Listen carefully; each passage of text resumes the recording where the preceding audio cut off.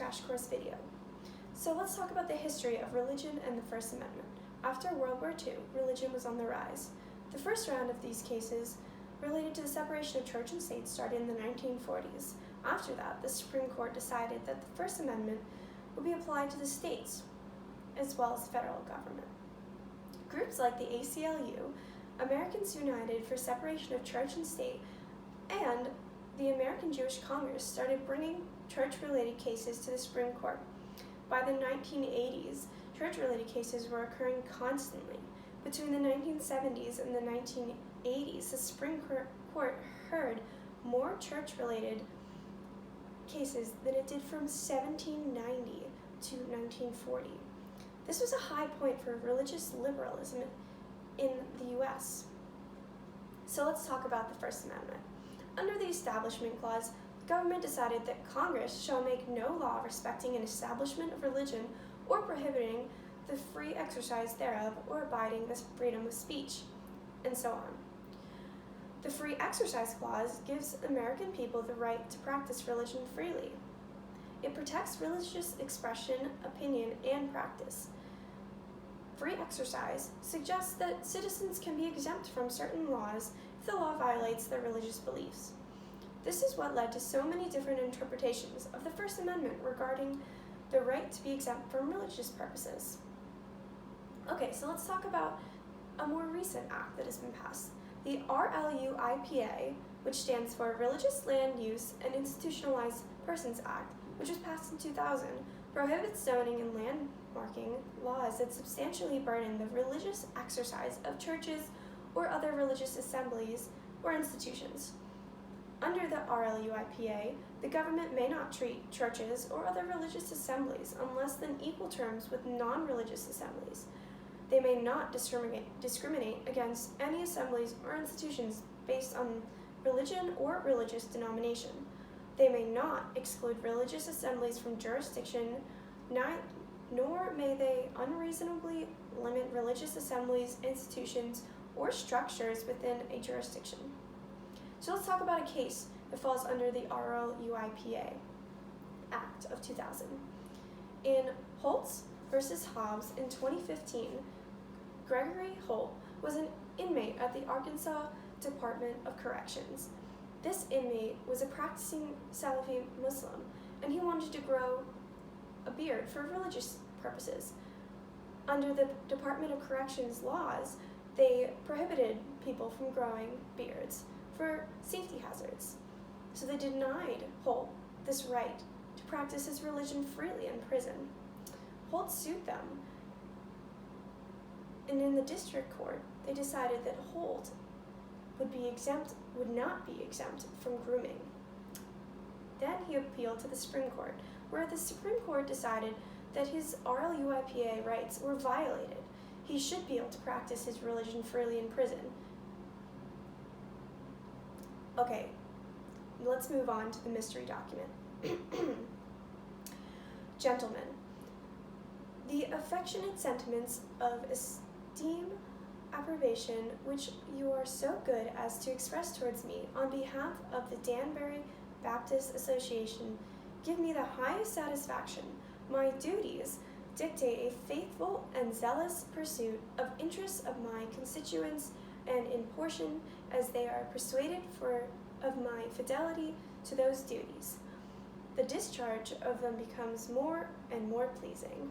Believing with you the religion is a matter which lies solely between man and his God, that he owes account to none other for faith or his worship, that the legitimate powers of government reach actions only and not opinions. I contemplate with sovereign reverence that act of whole American people which declare that their legislators should make no laws respecting an establishment of religion or prohibiting the free exercise thereof, thus building a wall of separation between church and state.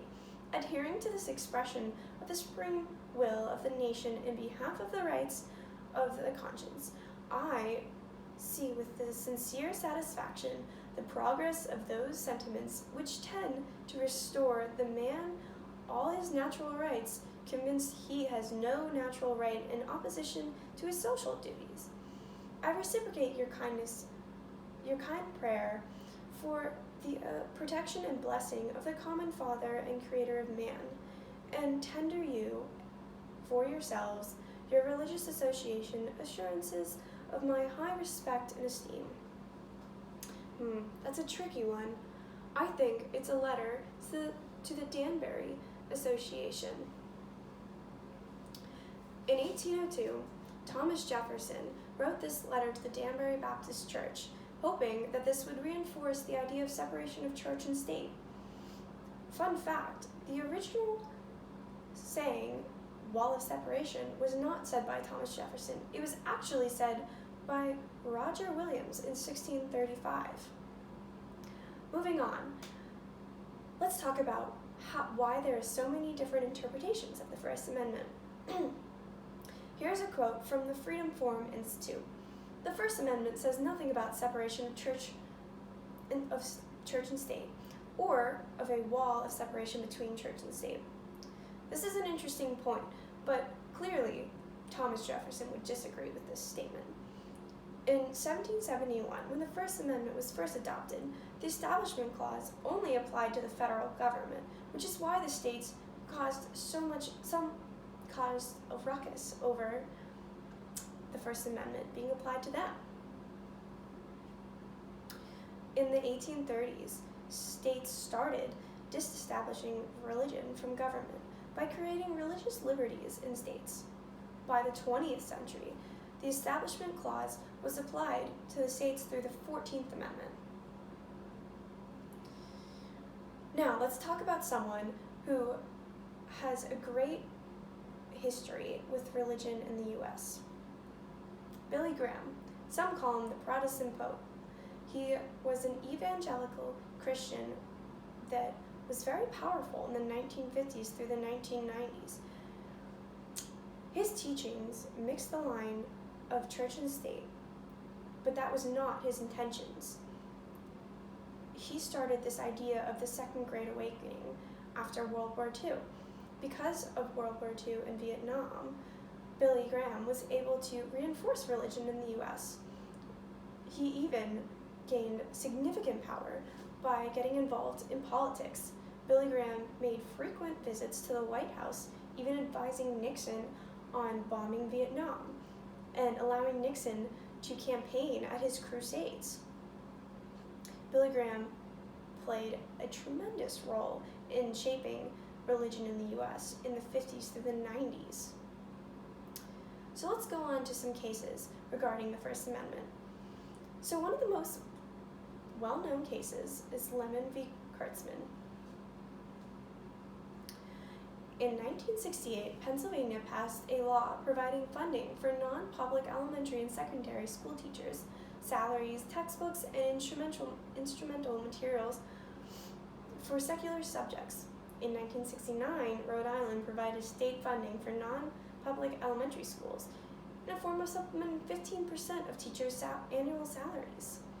So Lemon had a child in the public school system in Pennsylvania and sued the public school system in Pennsylvania for violating his First Amendment rights.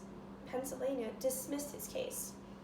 On the other hand, in Rhode Island, the taxpayers sued Rhode Island for using their tax money to go towards secular schools.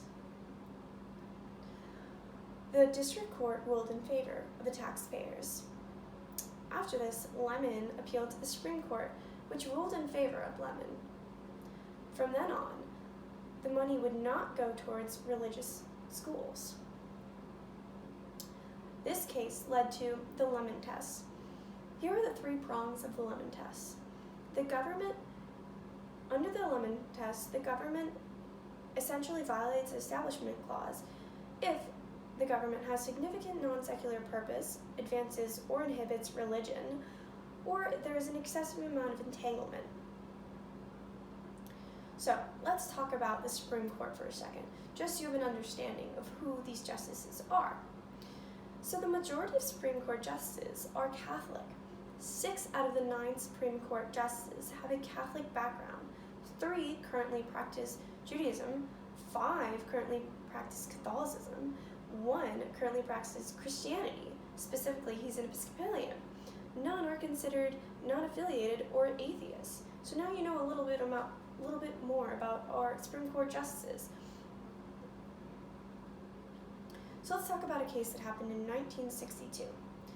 The Supreme Court ruled that it was unconstitutional to sanction prayers in public schools, even if it was voluntary, in Engel v. Vitale.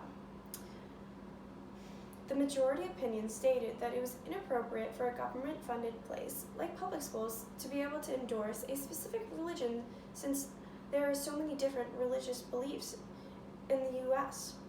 An angry scholar from the First Amendment Center said that we've gone from virtual silence about religion in the curriculum and virtually no student religious expression in many schools. People are extremely mad at the fact that this case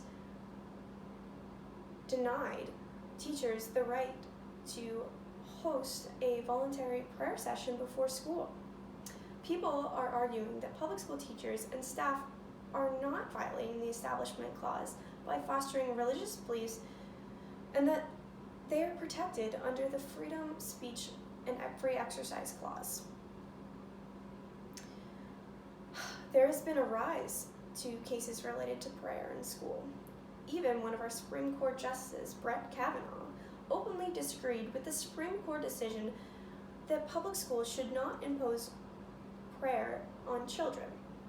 Another example is that he was opposed to the Supreme Court decision in 2000 that denied students the right to use a loudspeaker for prayer during football games. So let's move on. In 1972, Johannes Yoder, Adam Nutzi, and Wallace Miller were all members of Old Order Amish religion and the conservative Amish Mennonite Church. They were prosecuted for removing their children from public schools in Wisconsin before the age of 16. They argued that the public high school would not teach their children the specific trade they needed to learn. The Supreme Court decided in favor of the parents. The majority argued that an extra 2 years in high school would not produce the benefits of public education. Therefore, Wisconsin violated the Amish's First Amendment rights. This case became so controversial because the dissent argued that children should be making this decision on their own. The parents were depriving them from real-world experiences before they decided to leave the Amish village or stay. In 1981, in Thomas Review Board of the Indiana Employment Security Division, Eddie Thomas was a Jehovah's Witness. He was an employee of Blano Foundry and Machinery Co. Once the company switched to manufacturing weaponry, Thomas refused to work there. He asked the company to fire him for religious purposes, and the company denied his request. Therefore, he quit. After that, he applied for the Indiana Employment Security Act, but did not get that either because he quit. The board did not think his religious reasons for quitting was a strong enough argument for him to be considered qualified for the Indiana Employment Security Act. After that, he sued the Security Act Board. The Indiana Court of Appeals reviewed his case and reversed this decision because this violated his First Amendment rights. Then, this case was brought up to the Indiana Supreme Court, which reversed the appeals court's decision in favor of the Security Act Board. After that, Thomas appealed to the Supreme Court, which reversed the decision of the Indiana Supreme Court and decided in favor of Thomas. So let's move on to some more recent cases. Let's talk about the McCreary County, Kentucky versus the ACLU of Kentucky in 2005. The ACLU sued 3 counties in Kentucky for displaying the 10 Commandments in front of courthouses and public schools. The District Court and the Sixth Circuit Court of Appeals ruled on the side of the ACLU, saying this violated the Establishment Clause because the display was on government-funded property. After this, Kentucky appealed to the Supreme Court. The Supreme Court declared that the display violated the Establishment Clause because they were trying to advance a specific religion. Now let's move on to one of the most recent cases in 2019. Joseph Kennedy versus Birmingham School District. A Washington State high school football coach was fired for praying with his team on the field after the games. The Supreme Court decided not to hear his case. They did not think it was a freedom of speech case. Even Brett Kavanaugh, Clarence Thomas, Samuel Alito, and Neil Gorsuch, all Supreme Court conservative judges, disagreed with the denial of Kennedy's petition, even though this case clearly violated the Lemon Law. This case drew even more attention when Donald Trump tweeted about the case during his campaign for presidency. His tweet said, "Support Coach Kennedy and his right, together with his young players, to pray on the football field. Liberty Institute just suspended him." First off, Liberty Institute represented Kennedy in the case, so he got that wrong. Also, he must not have checked out the lower court of appeals decision. They decided that such activity can promote disunity along religious lines and risk alienation of valued community members from an environment that must be open and welcoming to all. So let's talk about some modern things going on in the US, like President Trump. Trump has treated the separation of church and state as a form of hearsay rather than a cherished American value. He is increasingly taking down the wall between church and state by citing the Bible when enacting bills and executive orders. Under Trump's administration, the Supreme Court upheld his travel ban that targeted majority Muslim countries and struck down California requirement that anti-abortion, state-licensed pregnancy clinics provide notice to their clients that abortion is an option. These significant rulings were immediately overshadowed by the retirement of Justice Kennedy. Trump's nominees will most likely overturn the Roe v. Wade if we don't do anything. Trump's most recent action, the executive order on establishment of a White House Faith and Opportunity Initiative, was passed in May of 2018. This initiative's goal was for every religion to receive an equal amount of grants, contracts, programs, and other federal funding, basically giving them more federal funding. Trump has approved of the federal funding to keep his evangelical Christians happy. They are the ones that are supporting his political agenda in the White House.